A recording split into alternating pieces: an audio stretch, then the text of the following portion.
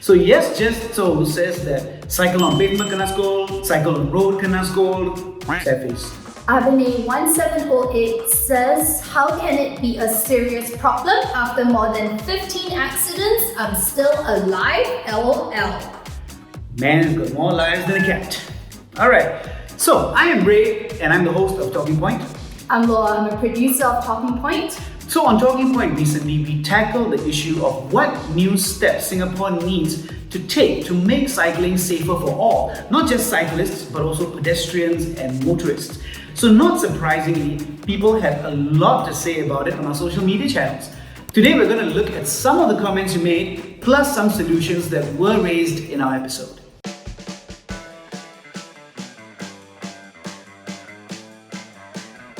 Before that, we commissioned a survey of about 500 people, motorists, cyclists, pedestrians, and about 70% of them say they cycle. Yet 74% overall say cyclists do not belong on footpaths. Here's what pedestrians had to say. You hear sound like ding ding ding, and then you get scared. Don't know where it's coming from. 有时候老人家走过不小心被撞到比较危险。 Adeline absolutely says it's very stressful to walk on footpaths, having to look out for riders who speed past you or impatiently honk at you, expecting you to give way immediately when you can't even see where they're coming from yet. Then Zuyisara says, when I ride on the car lane, I also feel very scared and pressured when the huge buses honk at me. And as a student, I wouldn't be able to pay if I happen to accidentally scratch a BMW. So for Ray, you cycles more on like pathways, right? So what's some of, I guess, good riding etiquette? First of all, I try not to go too fast, especially if I see that people walking on the pavements. And secondly, of course, when I see people in front of me, and I tend to keep to the left. And if there's someone in front of me, I try not to speed past them, but I slow down, and if they're slow, I'll just maybe ding my bell once just to say, hey, I'm here. And then after that, I will overtake them slowly. When there are people involved, it's all done slowly. So that's the key word, right? Slowly, so nobody gets startled by your bell or have to jump out of the way. Zoe Limi says, I would love for cycling to be a mode of transport, but there must be a common code of conduct. It seems like not many people are aware of this. There are rules regarding speed limits. So if you're cycling on a cycling path, your speed limit is 25 kilometers per hour. If you're on a footpath, that's 10 kilometers per hour. If let's say you're on a footpath and you're going beyond 10 kilometers per hour, you can be fined up to $1,000 and or jailed up to 3 months if it's your first offence. These are regulations and they can be enforced, right? But you can't have guys patrolling, the streets every day, everywhere to look for errant cyclists or pedestrians or motorists. But on the other hand, you have a code of conduct. But that is more like a way to behave. It's etiquette on the pavements or on the roads. I do think that cyclists should actually bear a greater part of the responsibility. Why do you think so? Because when you're on a bike, on a walkway, right, you're basically the person that's going faster. So that means your ability to cause damage is higher. So I do think the onus is on the cyclist to ring the bell and alert the people walking in front, to let them know that they're coming through. So this is in direct contrast to, let's say, if a cyclist were on the road, they would be considered more vulnerable than motorists.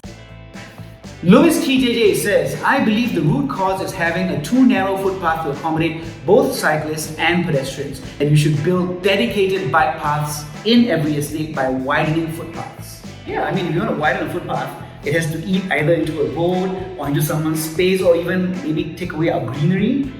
An expert we spoke to during the interview was saying that basically to remodel infrastructure, you kind of need to look at what the take-up rate of cycling is and whether there's enough volume to kind of guarantee that trade-off, because everything is trade-off. Exactly. Exactly. So, but authorities are already looking at building more cycling paths throughout Singapore, right? And there are cycling towns. Exactly, like Ang Mo Kio, for example. Yeah. So given that solutions on footpaths are limited, what about looking at cycling on roads?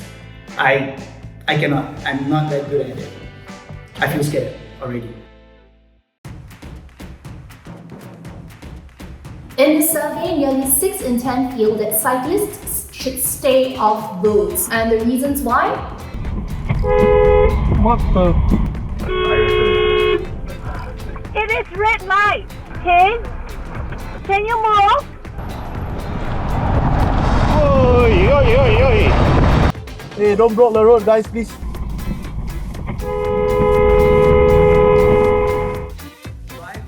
Ho Junming says that he doesn't think bicycles belong on the road because of the low speed. Cars need to avoid them by moving lanes, which can be stressful for drivers. So drivers have to keep an extra lookout. So for this episode, I made you cycle on the road Yes, for you the did. first time Yes, on you a did. very, very busy main road. It's about 9:30 a.m. on a Tuesday morning and the main road is packed. Somehow when you're not in a car, you do feel kind of naked. You know, I'm not very used to cycling on the road, so it did feel unsafe to me. You can't help but feel this massive thing moving next to you, and it's scary. To be honest, watching you ride, I was scared. I was like, oh my god, what am I going to tell the editors if like you get hit by a car or by a bus? There are a lot of experienced cyclists who have been doing it for a really long time and they're very aware of the rules and what they should be watching out for. So it's my personal opinion that if you are a new cyclist, I don't think you should be out on the roads because there are just way too many variables. So, you know that I felt unsafe being on the road as a cyclist. So I'm wondering what can be done to make road cyclists safer and more responsible as well. Well, we have one suggestion from Sir Lexi. Visibility. Wear brighter colors, Oh boy. brighter clothes, white, tennis ball yellow, fluorescent orange, spend a little money on safety lights, wear a helmet, make sure car drivers notice you from 50 meters away. It's for your own good. You have to have lights on if you're riding during periods of darkness between 7 p.m. to 7 a.m. It is the law, you need the lights. As long as you're cycling on the roads, it is mandatory to wear a helmet. If not, again, fines. So you can be fined up to $1,000 and slash or jailed up to 3 months if you get caught. And a brightly colored one there. So fluorescent orange, tennis ball yellow. You know, those aren't really in my repertoire of colors in terms of fashion, but in the name of safety, maybe I should invest in a few. It's Pyrus says, once you use the road, be considerate. Don't road hog. Follow traffic rules and always keep left. Simple. Chubby Tara says if cyclists choose to cycle on the road, they should abide by traffic rules. They should not consider themselves hybrid road users slash pedestrians. More often than not, we see cyclists pick and choose traffic situations which are to their favor. As part of our survey as well, overwhelmingly over 90% of survey respondents say there needs to be more rules and regulations for cyclists. So during the course of the show, and I didn't know this before, I found out that there is an LTA code of conduct online. But it's up to people to go and find it and read up. So it's code of conduct plus regulations, right? There's like Yes, so a it ton of includes- fines. Yep, the regulations and all the penalties that you can expect if you flout the rules. But there's just so many of them. So a person would actually have to actively search them up and study them. Have you been studying? I have read the basic ones. Unfortunately, I'm still not, planning to cycle on the roads anytime soon yet. So I make sure I know what to do when I'm on the pavement at least. Melwool5057 says, totally agree, all who want to ride a bike must be licensed and pass a theory test, if not that could get dangerous. Ho Junming says that he thinks people above 16 should be okay to take a test and that a theory test is not enough, but you must have a practical test as well because things like lane changing can be very dangerous on a bicycle.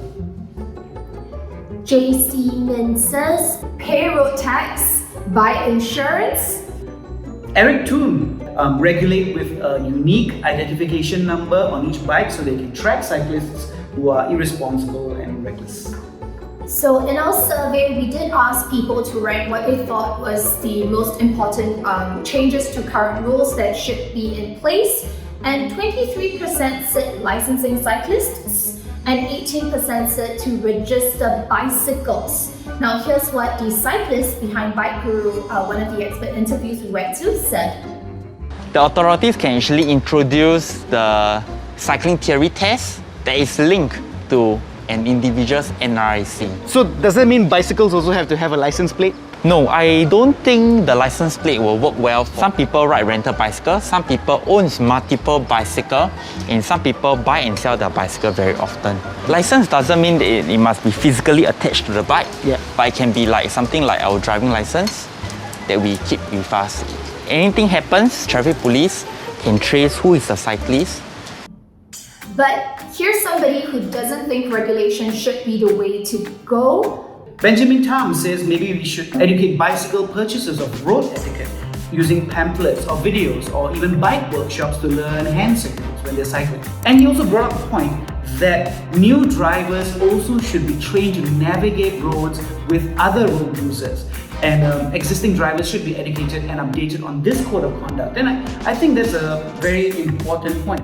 I guess right now the biggest question then is for all the various types of road users, should it be just regulation or is it education, right? And I think both needs to come in hand. Because if you're not testing people, how would you know if they know what to do? Yeah, that's right. And if you are a driver, you have to pass a test on the road. And I think I agree with Terence, who basically said that everyone who wants to use the road should be treated equally.